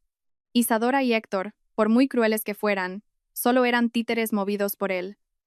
El silencio del Grupo Valiente se prolongó hasta la tarde, sin ninguna explicación ni contraataque. Eran como un submarino sumergido en las profundidades, indiferente a la tormenta en la superficie. ¿Qué están haciendo?, pregunté. Caminando nerviosa por la habitación.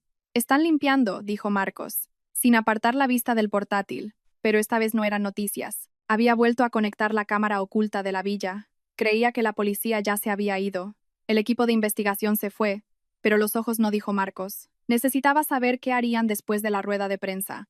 En la pantalla, el salón de la villa estaba vacío, un silencio inquietante.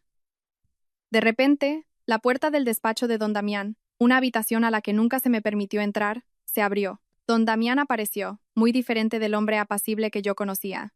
Ahora parecía una fiera, el rostro congestionado, los ojos inyectados en sangre.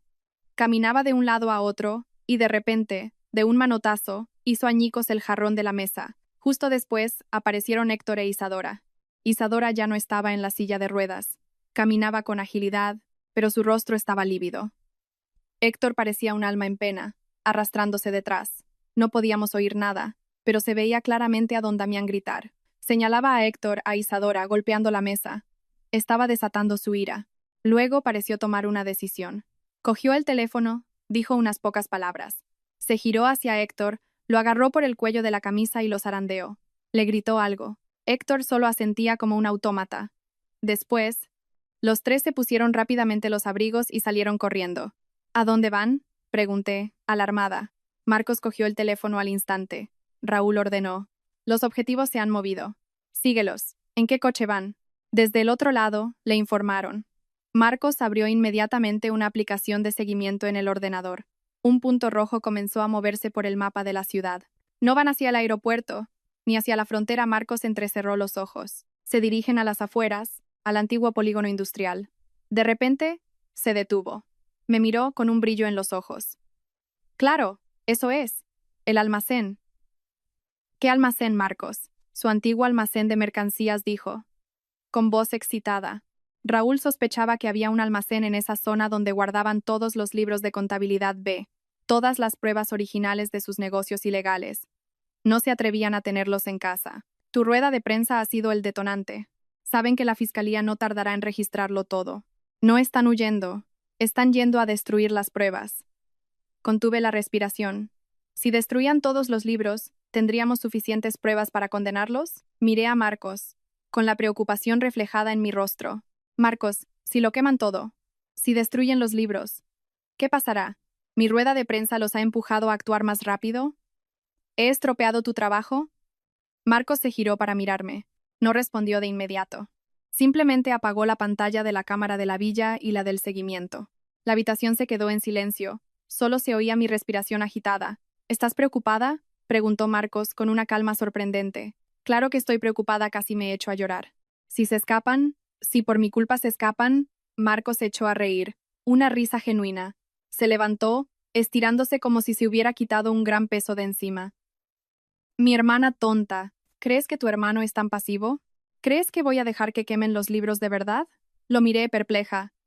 Entonces, ¿qué? Marcos fue a la nevera y sacó 2 refrescos. Me dio uno. Bebe y disfruta del espectáculo. Abrió otro portátil, uno más viejo, de trabajo. Abrió un programa. La pantalla mostraba otro ángulo, una vista desde arriba, hacia un complejo de almacenes antiguos, con muy poca luz. ¿Dónde es esto?, pregunté. El antiguo polígono industrial, dijo Marcos, dando un sorbo. Son imágenes en directo de un dron y de los agentes que están apostados allí. Me quedé boquiabierta. ¿Desde cuándo tienes gente allí? Desde que supe que la investigación se suspendía, sonrió Marcos. Creen que por estar yo suspendido todo ha terminado.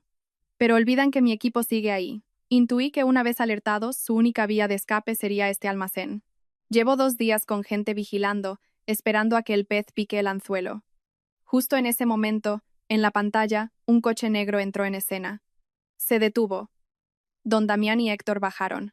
Ya no parecían en pánico, sino apresurados, mirando a su alrededor con recelo. Abrieron la puerta del almacén con una llave. Otra pantalla se encendió, una cámara de infrarrojos desde dentro.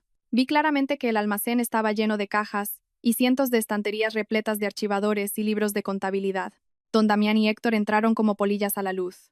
Cogieron bidones de gasolina que ya tenían preparados y empezaron a rociar las estanterías. «Van a quemarlo de verdad», grité. «Espera un poco», dijo Marcos, sin apartar la vista de la pantalla. «Hay que dejar que toquen las pruebas. Hay que pillarlos infraganti». En la pantalla, don Damián sacó un mechero. En cuanto la llama prendió, se dispuso a lanzarla a la pila de documentos. En ese preciso instante, ahora, un grito resonó por el walkie-talkie de Marcos. Y en la pantalla, todo sucedió como en una película de acción. Las puertas del almacén volaron por los aires desde todas direcciones. Las linternas iluminaron el interior. Decenas de policías con chalecos antibalas y armas en mano irrumpieron. «¡Policía! ¡Todos quietos! ¡Suelten el mechero!». Vi claramente cómo el mechero caía de la mano de don Damián. Se quedó paralizado. Héctor, en cambio, se derrumbó, cayendo al suelo entre los libros y la gasolina. Los agentes se abalanzaron sobre ellos, reduciendo a padre e hijo. El sonido de las esposas cerrándose fue frío y definitivo. Me quedé allí, mirando la pantalla. El último acto había caído. Marcos no dijo nada, simplemente apagó el ordenador. Se giró para mirarme, su rostro ya no mostraba tensión. Solo dijo una frase, con voz cansada pero llena de alivio. «Se acabó, Alba. Todo ha terminado». Me quedé allí, mirando la pantalla apagada del ordenador, mis oídos aún zumbando con el grito de don Damián y el frío sonido de las esposas. Se acabó, había dicho Marcos, pero yo aún no podía creerlo. 2 años de dulce felicidad, varios días de terror absoluto, y todo terminaba con una escena digna de una película de acción. Me había salvado, pero sentía un vacío aterrador en mi interior. El amor por el que había apostado todo mi corazón resultó ser una trampa sofisticada en la que yo era la presa. Marcos me dejó sola. Sabía que necesitaba tiempo para asimilarlo. Salió en silencio a hacer una serie de llamadas urgentes, su voz llena de autoridad. Había vuelto a ser el comisario principal, ya no el hermano suspendido. El derrumbe no se detuvo en ese almacén. Lo que sucedió en los días siguientes fue lo que realmente me hizo comprender la profundidad del lodazal en el que, sin saberlo, me había metido. Marcos me mantuvo en la casa de seguridad. Me dijo que aún no podía volver a casa. Hemos atrapado al zorro, Alba, pero aún queda su manada. No lo entendí, hasta que vi las noticias. A la mañana siguiente, el telediario de las 7 conmocionó a toda la provincia. La primera noticia no fue el incendio frustrado del almacén, sino algo mucho más impactante. El señor Teodoro Crespo, subdirector de aduanas de la provincia, había sido detenido de urgencia en su domicilio de madrugada. Me quedé helada. Lo conocía. El señor Crespo era el tío de Isadora, el que había actuado como padrino en mi boda, el que me había sonreído y deseado felicidad apenas unos días antes. El informativo detallaba que había sido detenido por cohecho y por proteger una red de contrabando a gran escala. Y esa red no era otra que el grupo valiente de don Damián. Y entonces, como un efecto dominó, todo se vino abajo. Esa misma tarde, otros 2 altos funcionarios de diferentes consejerías fueron llamados a declarar. Toda la red de protección, los que habían encubierto los crímenes de la familia de Héctor, fue arrancada de raíz, en solo 24 horas. Sentada en la cama plegable, miré a Marcos, que se masajeaba las sienes con cansancio. Fue entonces cuando entendí que mi rueda de prensa, la detención en el almacén, todo formaba parte de su plan. Marcos había utilizado la tormenta mediática que ellos mismos habían creado para cegarlos. Mientras ellos se regodeaban pensando que lo habían derrotado, él había tejido en silencio una red mucho más grande, no solo para atrapar a Héctor y su padre, sino para llevarse por delante a todos los que los protegían. La caída del Grupo Valiente ya no era un simple caso de delito económico. Se había convertido en un macrocaso de corrupción que sacudió a la opinión pública. Y yo, Alba Jiménez, de ser una novia loca, me había convertido en una testigo clave, una heroína accidental que había contribuido a sacar a la luz toda una organización criminal. Pero no me sentía orgullosa, solo sentía miedo. Mi felicidad había resultado ser una bala recubierta de azúcar, disparada desde una conspiración planeada desde hacía mucho tiempo. Días después, cuando la tormenta amainó, fui citada en la comisaría, no como testigo, sino como víctima, para realizar un careo, como exige la ley. Era el último paso para cerrar el expediente. Ya me había mudado de nuevo a mi antiguo apartamento, donde vivía antes de conocer a Héctor. Marcos me dijo que ya estaba completamente a salvo. Entré en una pequeña sala, el aire cargado de olor a papel y seriedad. Marcos no me acompañó. Dijo que era asunto de los investigadores, que él no podía interferir. Solo Clara, su compañera, vino conmigo como apoyo psicológico. Un inspector mayor, de rostro afable, me dijo: «Tranquila, hija. Estamos aquí para protegerte. Solo tienes que confirmar la verdad». Y entonces lo trajeron a él. A Héctor. No lo había vuelto a ver desde la noche de bodas, desde que huí dejándolo dormido a mi lado. Me había preparado mentalmente, pero cuando apareció de verdad, sentí un nudo en el estómago. El hombre que una vez amé ya no existía. Héctor llevaba el uniforme de preso, gris y holgado. Había adelgazado mucho. Su pelo, antes peinado con esmero, ahora estaba rapado. Sus manos estaban esposadas. Sus pasos eran pesados. Entró con la cabeza gacha, sin atreverse a mirar a nadie. El inspector preguntó: «Señor Héctor Valiente, ¿reconoce a la persona que tiene enfrente?». Héctor levantó la cabeza lentamente, y en el momento en que nuestras miradas se cruzaron, vi como todo su mundo se derrumbaba. Se quedó paralizado, inmóvil, con los ojos muy abiertos, llenos de incredulidad, como si estuviera viendo un fantasma. «Alba», susurró con la voz rota. «Alba, ¿tú?». Antes de que los policías pudieran reaccionar, Héctor gritó de repente y se abalanzó hacia mí, pero las esposas lo detuvieron y cayó de bruces al suelo. «Alba», levantó la vista, 2 hileras de lágrimas corrían por su rostro, una escena que nunca imaginé que vería. «Estás viva. Dios mío, estás viva. Alba, diles algo. Diles que me perdonas».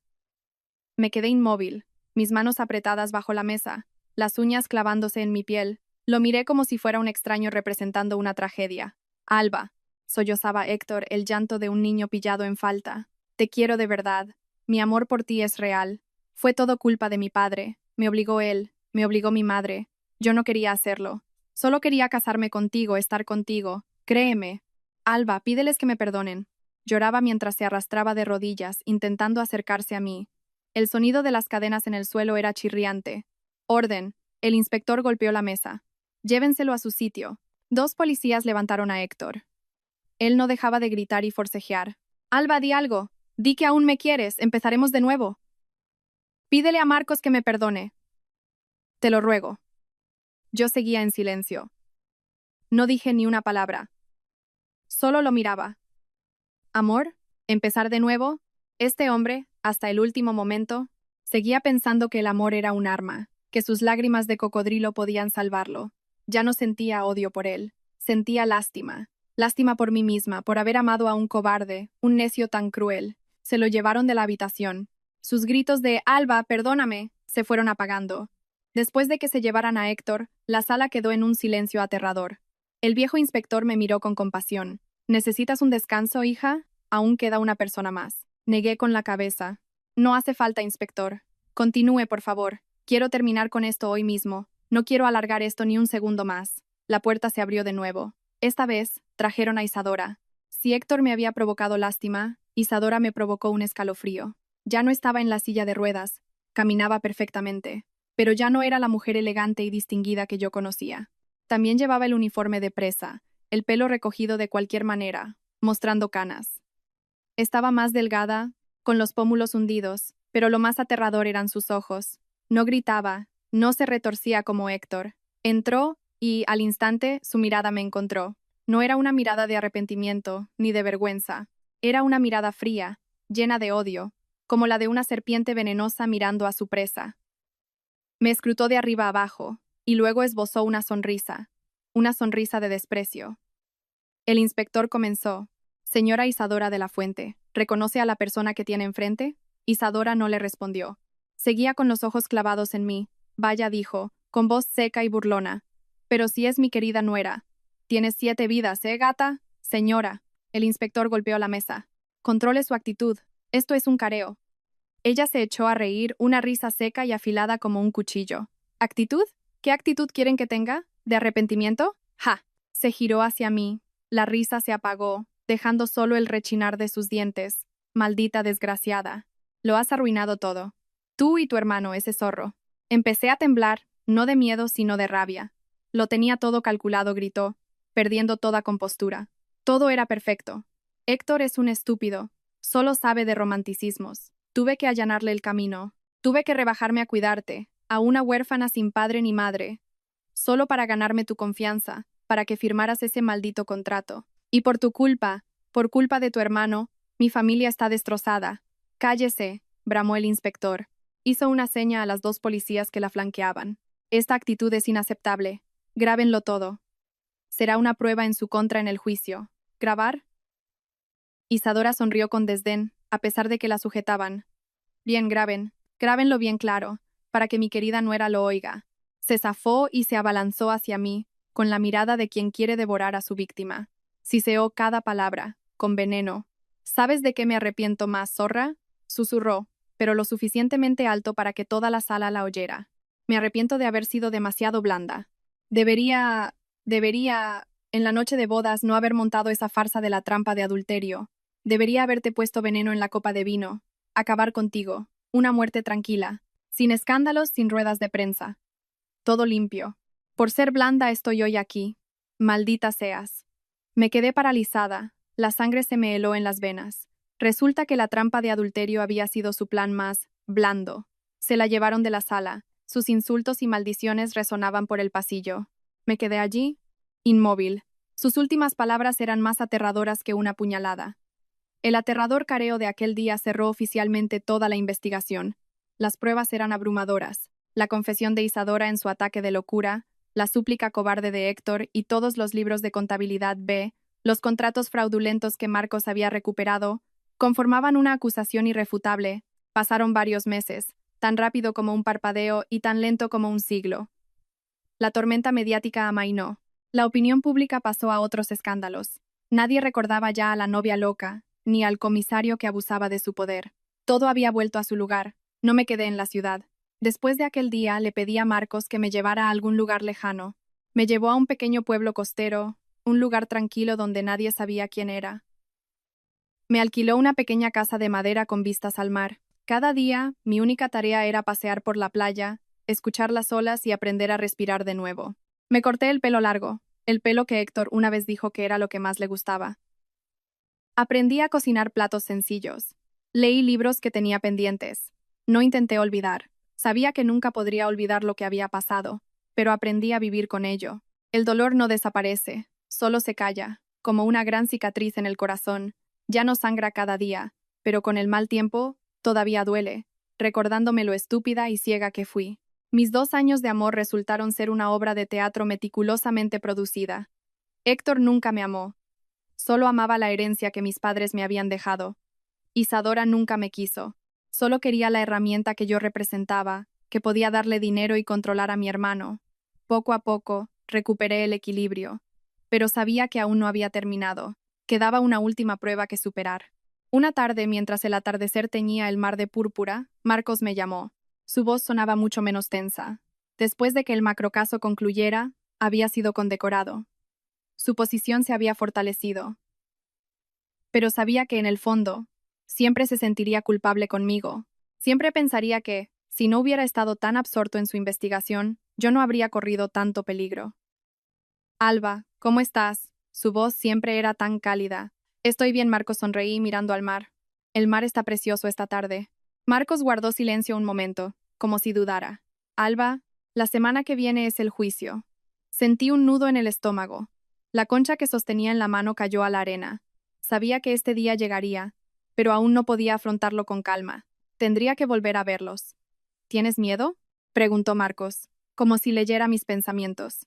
Guardé silencio. No tienes por qué tener miedo, dijo Marcos, con voz firme. No tienes que enfrentarte a ellos de nuevo. Los abogados se encargarán de todo. Solo tienes que ir como víctima para ver cómo se hace justicia. Será la última vez que los veas, Alba. Termina con esto. Ciérralo de una vez por todas. Y luego vuelve a casa. Vuelve a casa. Esas 2 palabras eran tan reconfortantes. Llevaba demasiado tiempo huyendo. Sí, tenía que terminarlo. Respiré hondo, el aire salado del mar llenando mis pulmones. Sí, dije, en voz baja pero con firmeza. Volveré, lo terminaré. Regresé a la ciudad una mañana de invierno. El cielo estaba gris y lloviznaba. El frío se colaba a través de mi grueso abrigo, pero no era tan frío como mi corazón. Marcos me recogió en la estación. No dijo mucho, solo me cogió la pequeña maleta y dijo, «Vamos a casa a desayunar, ya lo tengo todo preparado». El juicio se fijó para 3 días después. Era un macrocaso que atrajo la atención de toda la provincia, no solo por la caída de un gran grupo empresarial, sino por los detalles de la estafa, la trampa y la implicación de altos funcionarios. Y, por supuesto, por la historia de la novia desaparecida que tanto había dado que hablar. Ese día volví a ponerme la misma ropa, camisa blanca y pantalón negro, la misma que llevé en la rueda de prensa. Quería parecer como yo misma, Alba Jiménez, no como una víctima temblorosa escondida en la oscuridad. El Palacio de Justicia estaba abarrotado. Desde primera hora, periodistas y curiosos lo rodeaban. Marcos tuvo que pedir ayuda a la seguridad para poder entrar. Me senté en el banquillo de la acusación particular. Detrás de mí, Marcos se sentó en silencio, con la mirada fija en el estrado, sin emoción alguna. Raúl también estaba allí, en el banquillo de los testigos, su rostro adusto pero su mirada firme. Entonces, se abrió una puerta lateral. El sonido de cadenas, un sonido seco y frío, resonó en la sala. Entraron. Don Damián, Isadora y Héctor. Sentí que se me paraba el corazón. A pesar de haberme preparado, verlos en persona, con el uniforme de preso, me dejó sin aliento. Don Damián, el viejo zorro, a quien apenas había visto, tenía el pelo completamente blanco. Estaba demacrado, pero sus ojos fríos seguían recorriendo la sala como si aún lo controlara todo. Isadora, mi elegante suegra, la que había fingido estar paralítica, ahora parecía una anciana de verdad, el pelo despeinado, el rostro sin maquillaje, demacrado y arrugado. Cuando me vio, sus ojos no reflejaban arrepentimiento, eran una llama de odio puro. Apretó los dientes, Su mirada quería devorarme allí mismo. Y finalmente, Héctor, el hombre que una vez amé. El pelo rapado, el rostro antes atractivo y cálido, ahora pálido y ojeroso, entró con la cabeza gacha, sin atreverse a mirar a nadie. El sonido de sus grilletes era desolador. Lo colocaron entre Isadora y don Damián. El juez comenzó a leer el auto de apertura del juicio oral. La sala se sumió en un silencio solemne, solo roto por la voz monótona del juez, relatando cada uno de sus crímenes. Estafa, contrabando, blanqueo de capitales, cohecho e intento de apropiación indebida. Que suba al estrado la víctima, doña Alba Jiménez. La voz del juez rompió el silencio. Todas las miradas se volvieron hacia mí. Sentí que me temblaban las piernas, pero respiré hondo. Miré a Marcos. Me asintió levemente, un gesto de confianza. Subí. Clara, la que me había ayudado, también estaba allí, sonriéndome desde el público. Me puse de pie ante el estrado, con la mano sobre la Constitución, jurando decir la verdad. El fiscal comenzó a interrogar. Su voz era severa pero clara. Doña Alba Jiménez, relate a este tribunal cómo conoció al acusado Héctor Valiente. Y empecé a contar. Mi voz, al principio temblorosa, se fue estabilizando. Conté nuestros 2 años de noviazgo sin ocultar nada.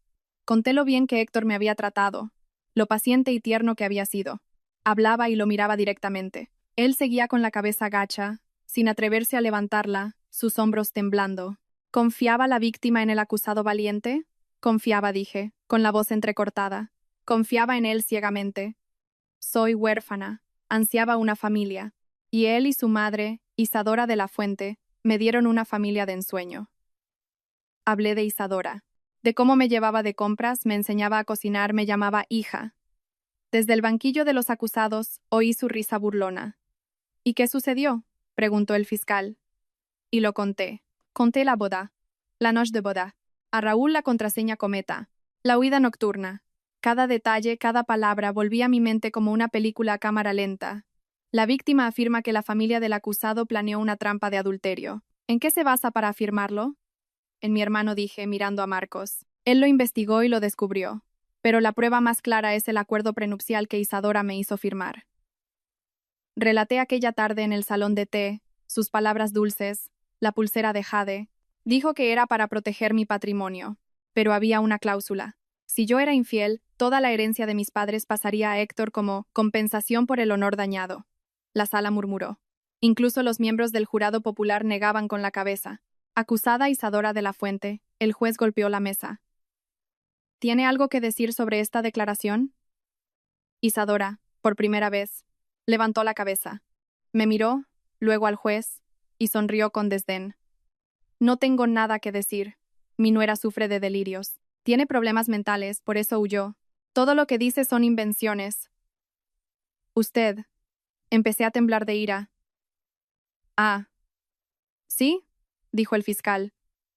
Levantó una grabadora. Señoría, esta es una grabación de una conversación entre el acusado Damián Valiente y el acusado Héctor Valiente, proporcionada por el testigo Raúl. En ella se detalla el plan para neutralizar a su hermano el comisario y legalizar el patrimonio de la señorita Jiménez. Solicito permiso para reproducirla.